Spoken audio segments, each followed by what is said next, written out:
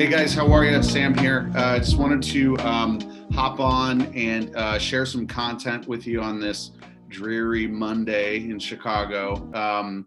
My goal being to shed a little bit more light on what can feel very mysterious as a process, that being home ownership, rent versus buy specifically.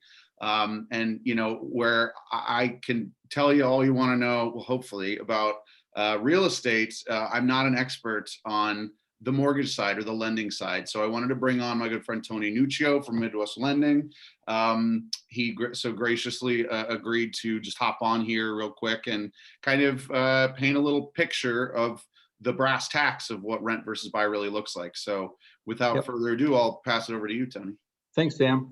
So our target here, the topic is rent versus buy, and more specifically, when you purchase a home, it is absolutely an investment. It's an investment for yourself and into your future, in building, your funds and capital. So my comparison is renting with a $2,000 a month payment. Obviously, these numbers will vary as your payment might be a little lower, a little higher, but let's just pick $2,000 as a rental payment and what that would look like if your mortgage payment was $2,000. So I would estimate that your loan amount would probably be about $300,000 to get to a $2,000 a month mortgage payment. So in year one, you're paying $24,000 as a rental payment, $2,000 a month. And with a mortgage, you're also paying the $24,000.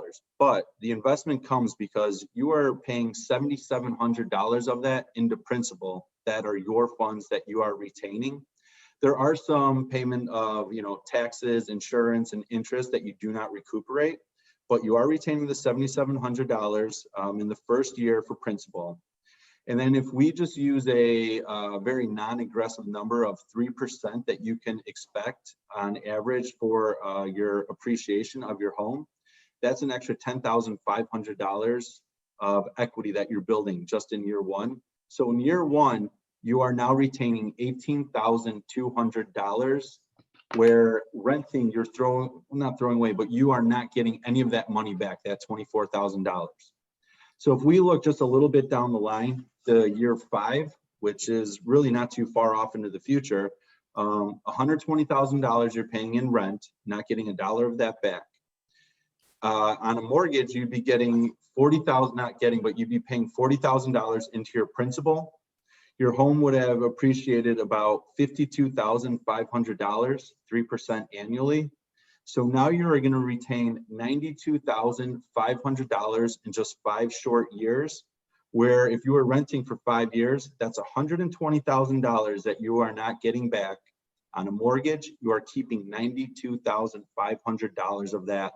And that's really a pretty non-aggressive estimation as well. So I thought these numbers were very powerful for somebody to understand, and someone that's trying to build investments and build equity.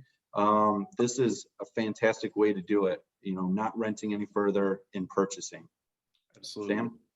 Yeah, no, thanks for that. No, that is it. Like you said, I mean, those figures kind of speak for themselves. It's alarming, really. And, it's also, it's a good thing to kind of just bring up to people, especially, as in these troubling economic times, looking farther ahead as you're looking to empower yourself financially, as you're looking to plan for your financial future. Having those ideas and those kind of figures in your head as at least a baseline or a potential kind of scenario for yourself is really, I think, super helpful. So thank you for that.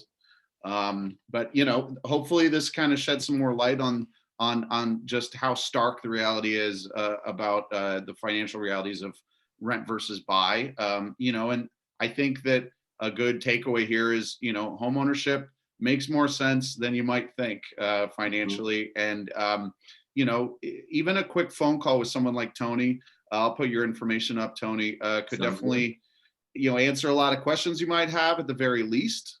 But someone like Tony's going to be able to also kind of put you on a good path to thinking about this and maybe planning more long-term when it comes to approaching a goal like that. So, thanks again so much for joining, and I'll put your information up. Yeah. And thanks for joining us, folks, and we'll see you next time. Thank you.